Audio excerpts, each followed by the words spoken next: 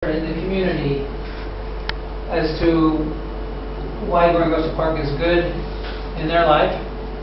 So these are sort of examples of social entrepreneurship, creating value. You know, the complicated thing about being a social entrepreneur, running a for-profit business is easy because you know what you're measuring: profit. It's very simple. It's almost too simple. Make money. You know, being a social entrepreneur, you're trying to measure things that are much more abstract.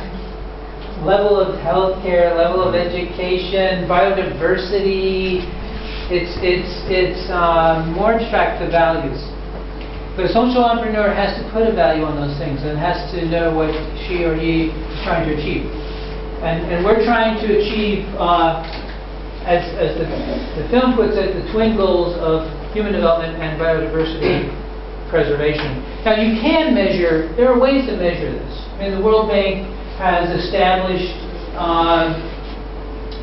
indicators for how you assess human development, of course. I mean, there's infant mortality, there's level of education, right? There's all kinds of health measures. There's certainly plenty of ways that you can measure human development. It's just more complicated. Yeah. I'm actually in the technical assistance and advisory side of IFC. Okay. So we deal with the same kind of indicators that you're talking about. We have to measure specifically for business.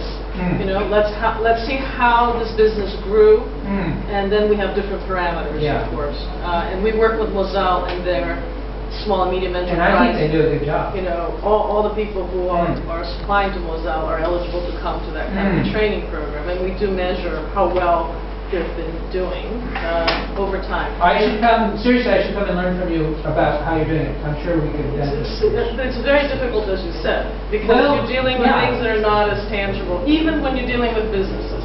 It's more like, is the safety, the health and safety, you know, are they really meeting the criteria? How far are they from the target? Right.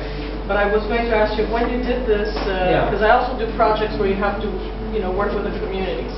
Yeah. How much time did you spend on the baseline to establish what it is that you're starting from? Well, it's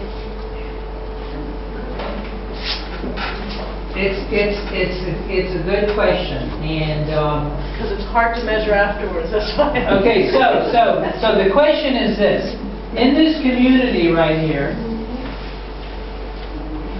before we start anything, before the project, do we go to this community and we find out right now what's the level of education, what's the level of infant mortality, how many calories per day is the average person eating?